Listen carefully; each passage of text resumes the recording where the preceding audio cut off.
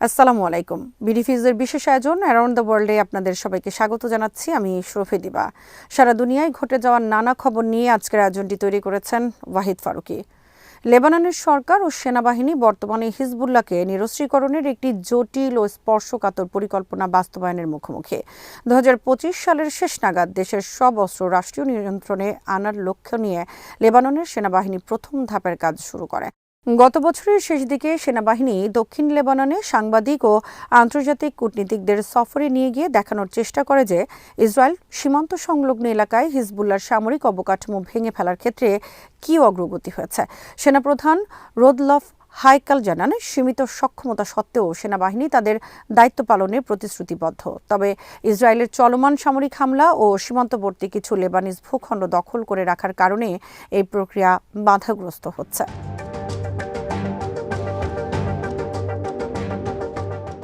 ৮ই জানুয়ারি হাইকাল সরকারকে নিরস্ত্রীকরণ অভিযানের অগ্রগতি সম্পর্কে ব্রিফ করবেন এবং আশা করা হচ্ছে তিনি প্রথম ধাপ সম্পন্ন হওয়ার ঘোষণা দেবেন।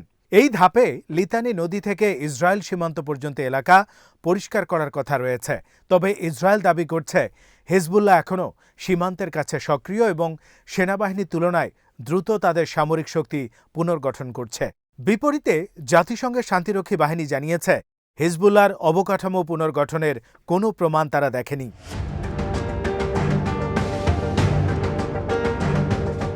ইতিমধ্যে ইসরায়েল লিতানি নদীর উত্তরে বিমান হামলা চালিয়ে ইঙ্গিত দিয়েছে যে তারা দ্বিতীয় ধাপে যাওয়ার জন্য লেবানিজ সেনাবাহিনীর অপেক্ষা করবে না।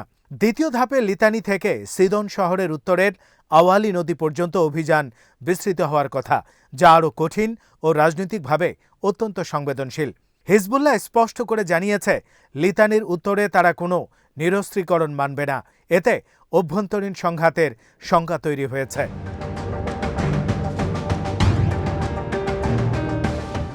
হিজবুল্লাহ মনে করে ২০২৪ সালের যুদ্ধবিরতি শুধু লিতানির দক্ষিণে প্রযোজ্য এবং ইসরায়েল চুক্তির শর্ত মানছে না। শিয়া সম্প্রদায়ের বড় অংশ এখনও হিজবুল্লাহকে সমর্থন করে, কারণ তারা ইসরায়েল ও সিরিয়া এই দুই দিক থেকেই হুমকি অনুভব করছে। রাজনৈতিক ঐক্যমত ছাড়া সেনাবাহিনীর পক্ষে এগোনো কঠিন হলেও সরকার সার্বভৌমত্ব পুনঃপ্রতিষ্ঠার চাপে রয়েছে। এই প্রেক্ষাপটে ইরানের পররাষ্ট্রমন্ত্রী আব্বাস আরাকচির বৈরুত সফর পরিস্থিতিকে আরও তাৎপর্যপূর্ণ করে তুলেছে, কারণ ইরান হিজবুল্লাহকে তার সবচেয়ে গুরুত্বপূর্ণ কৌশলগত মিত্র হিসেবে দেখে এবং তাদের সম্পূর্ণ নিরস্ত্রীকরণ ঠেকাতে সর্বোচ্চ চেষ্টা করবে।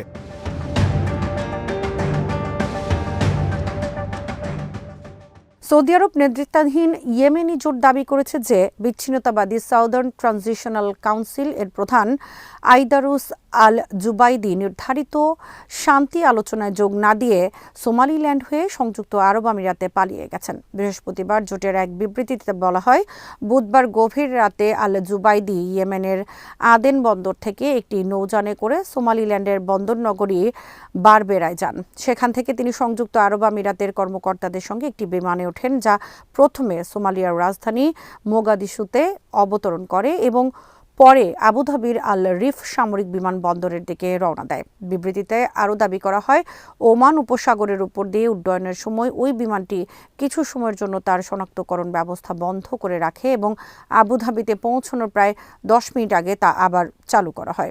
এ বিষয়ে এখন পর্যন্ত এসটিসি বা সংযুক্ত আরব আমিরাতের পক্ষ থেকে কোনো আনুষ্ঠানিক প্রতিক্রিয়া পাওয়া যায়নি।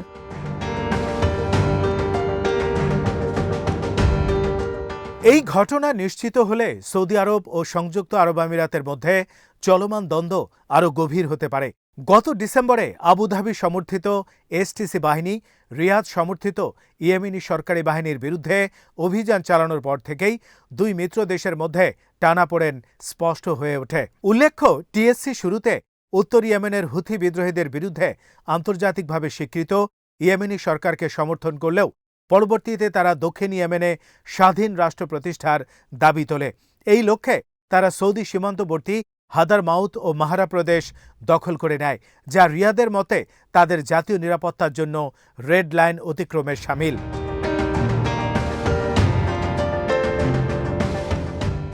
এর জবাবে সৌদি নেতৃত্বাধীন জোট গত ৩০শে ডিসেম্বর ইয়েমেনের মুখাল্লা বন্দরে বিমান হামলা চালায় এবং দাবি করে যে সেখানে সংযুক্ত আরব আমিরাত অস্ত্র চালান লক্ষ্যবস্তু করা হয়েছে। যদিও আবুধাবি এই অভিযোগ অস্বীকার করে এবং সৌদি নিরাপত্তা রক্ষায় প্রতিশ্রুতিবদ্ধ থাকার কথা জানায়। একই দিনে তারা ইয়েমেনে তাদের তথাকথিত সন্ত্রাসবিরোধী মিশন সমাপ্তির ঘোষণাও দেয়। পরে সৌদি বিমানের সহায়তায় ইয়েমেনি সরকারি বাহিনী হাদারমাউত ও মাহারা পুনর্দখল করে এবং এসটিসি শান্তি আলোচনায় যোগ দেওয়ার ঘোষণা দেয়। তবে জোট জানায় বুধবার রিয়াদের উদ্দেশ্যে যাওয়া এসটিসি প্রতিনিধি দলের বিমানে আল জুবাইদি ছিলেন না। এরপর জোট আল জুবাইদির অনুগত বাহিনীর ওপর ধালে প্রদেশে হামলা চালায় এবং সরকারি বাহিনী আদেন শহরের প্রেসিডেন্সিয়াল প্রাসাদ দখল করে নেয়। এদিকে আন্তর্জাতিকভাবে স্বীকৃত সরকারের প্রেসিডেন্সিয়াল লিডারশিপ কাউন্সিলের প্রধান রাশদ আল আলিমি আল জুবাইদিকে উচ্চমাত্রার রাষ্ট্রদ্রোহের অভিযোগে কাউন্সিল থেকে অপসারণ করেছেন এবং তার বিরুদ্ধে আইনি পদক্ষেপ নিতে তদন্ত শুরুর নির্দেশ দিয়েছেন।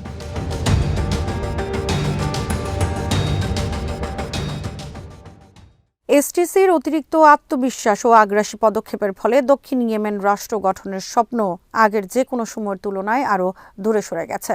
2017 সালে সংযুক্ত আরব আমিরাতের সমর্থনে গঠিত দক্ষিণাঞ্চলীয় বিচ্ছিন্নতাবাদী সংগঠন সাউদার্ন ট্রানজিশনাল কাউন্সিল অল্প সময়ের মধ্যেই ইয়েমেনের দক্ষিণাঞ্চলে কার্যত কর্তৃত্ব প্রতিষ্ঠা করে। আদেনে তখন ইয়েমেন প্রজাতন্ত্রের পতাকার চেয়ে সাবেক দক্ষিণ ইয়েমেনের পতাকা ও আমিরাতের পতাকাই ছিল বেশি দৃশ্যমান।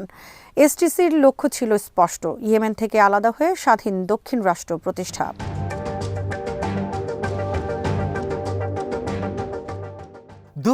সালে আদেন সহ দক্ষিণাঞ্চলে এসটিসি ও আন্তর্জাতিক স্বীকৃত ইয়েমেন সরকারের মধ্যে সংঘর্ষ হয় এবং শেষ পর্যন্ত সরকারকে আদেন ছাড়তে বাধ্য করা হয়। পরবর্তী কয়েক বছর এসটিসির প্রভাব আরও বিস্তৃত হয়, এমনকি নেতা আইদারুস আল জুবাইদি সৌদি সমর্থিত প্রেসিডেন্সিয়াল লিডারশিপ কাউন্সিলের উপপ্রধান হলেও বাস্তবে দক্ষিণ ইয়েমেনের বড় অংশ ছিল তার নিয়ন্ত্রণে। জাতিসংঘ সাধারণ পরিষদে তিনি প্রকাশ্যেই দুই রাষ্ট্রভিত্তিক সমাধানের কথা বলেন।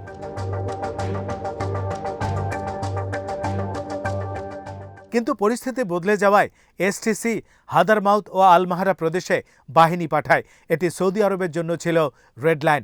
এর ফলশ্রুতিতে আল জুবাইদি পালাতে বাধ্য হন। সরকারপন্থী বাহিনী দক্ষিণের বেশিরভাগ এলাকার নিয়ন্ত্রণ নেয় এবং এসটিসির ভেতরে ভাঙন দেখা দেয়। আমিরাত আপাতত পিছু হটে, সৌদির নেতৃত্ব মেনে নেয়।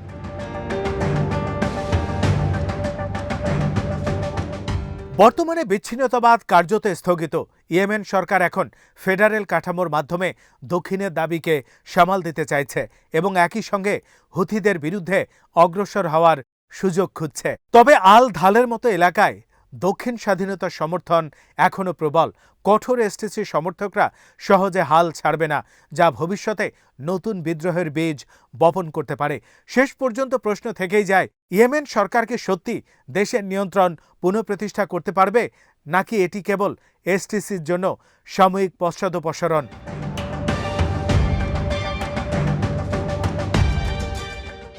হোয়াইট হাউস জানিয়েছে যুক্তরাষ্ট্রের প্রেসিডেন্ট ডোনাল্ড ট্রাম্প সক্রিয়ভাবে গ্রিনল্যান্ড কেনার সম্ভাবনা নিয়ে তার জাতীয় নিরাপত্তা দলের সঙ্গে আলোচনা করেছেন। বুধবার হোয়াইট হাউসের প্রেস সেক্রেটারি ক্যারোলিন লিভিট বলেছেন, ডেনমার্কের কাছ থেকে এই অঞ্চলটি কেনার বিষয়ে সম্ভাব্য মার্কিন প্রস্তাব নিয়ে প্রেসিডেন্ট ও তার টিমের মধ্যে আলোচনা চলছে। তিনি জোর দিয়ে বলেন, ট্রাম্পের প্রথম পছন্দ কূটনীতি হলেও অন্যান্য বিকল্পও পুরোপুরি বাতিল করা হয়নি।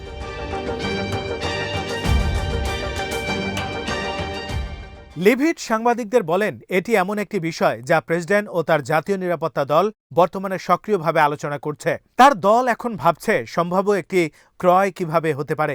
তিনি আরও বলেন, ট্রাম্পের বিশ্বাস গ্রিনল্যান্ড অধিগ্রহণ করা হলে তা যুক্তরাষ্ট্রের জাতীয় নিরাপত্তার স্বার্থে হবে।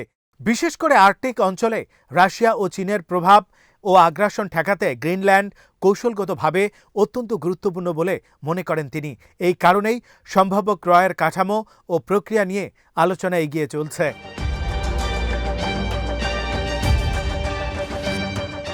ডেনমার্কের মতো ন্যাটোর এক সদস্য রাষ্ট্রের বিরুদ্ধে সামরিক পদক্ষেপের সম্ভাবনা কেন পুরোপুরি নাকচ করা হচ্ছে না, এমন প্রশ্নের জবাবে লিভিট বলেন, এটি এমন কিছু নয় যা এই প্রেসিডেন্ট করেন। প্রেসিডেন্ট ট্রাম্পের জন্য সব বিকল্পই সবসময় টেবিলে থাকে।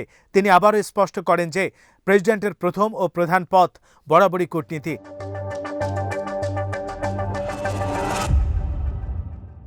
এদিকে যুক্তরাষ্ট্রের পররাষ্ট্রমন্ত্রী মার্কো রুবিও বুধবার জানান তিনি আগামী সপ্তাহে ডেনমার্কের প্রতিনিধিদের সঙ্গে বৈঠক করবেন। গ্রিনল্যান্ড নিয়ে ট্রাম্পের বক্তব্য ও হুমকির পরই ডেনমার্কই এই আলোচনার অনুরোধ জানিয়েছিল।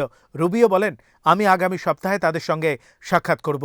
এই বৈঠকে গ্রিনল্যান্ডের ভবিষ্যৎ, আর্কটিক অঞ্চলের নিরাপত্তা ও যুক্তরাষ্ট্র ডেনমার্ক সম্পর্কের নানা দিক নিয়ে আলোচনা হওয়ার সম্ভাবনা রয়েছে।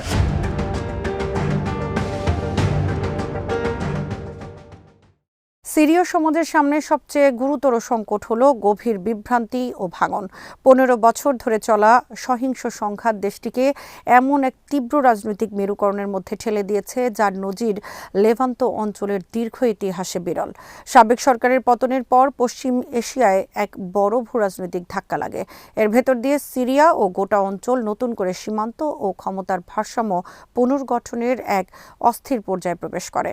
রাষ্ট্র হিসেবে আত্মরক্ষা ও কার্যকর ভূমিকা পালনের সক্ষমতা হারিয়ে সিরিয়া এই প্রক্রিয়ার দুর্বল প্রবেশদ্বারে পরিণত হয়।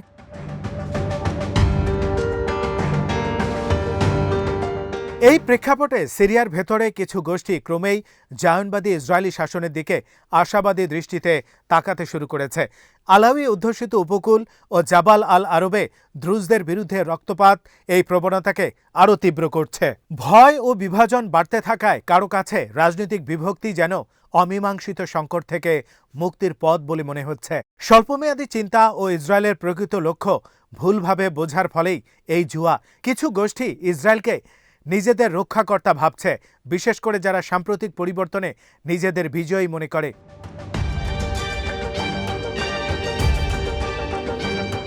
বাস্তবে ইসরায়েলের লক্ষ্য তিনটি। প্রথমত, একটি দুর্বল ও বিভক্ত সিরিয়া যা অভ্যন্তরীণ সংকটে ডুবে থাকবে এবং আঞ্চলিক শক্তি হতে পারবে না।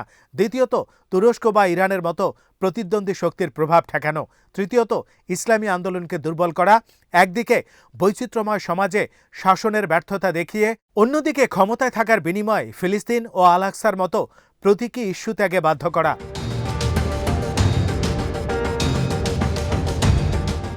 উত্তর পূর্ব সিরিয়ায় এই জুয়া নীরব ও পরোক্ষ। জাবাল আল আরবে তা প্রকাশ্য। আর উপকূলে পরিস্থিতি জটিল হলেও সংখ্যাগরিষ্ঠ মানুষ বিভাজন ও ইসরায়েল নির্ভরতার বিরোধী। ভয় ও অনিশ্চয়তা থেকে এই পথ সহজ মনে হলেও বাস্তবে তা সিরিয়ার ভবিষ্যৎকে বাইরের এজেন্ডার কাছে সমর্পণ করার ঝুঁকি তৈরি করে। কঠিন হলেও বিকল্প একটাই, নাগরিকত্ব মর্যাদা ও সহাবস্থানের ভিত্তিতে একটি যৌথ সিরীয় পরিচয় পুনর্গঠন। প্রশ্নটা এই নয় যে এই জুয়া সফল হবে কিনা, বরং সিরিয়া আদৌ টিকে থাকতে পারবে কিনা।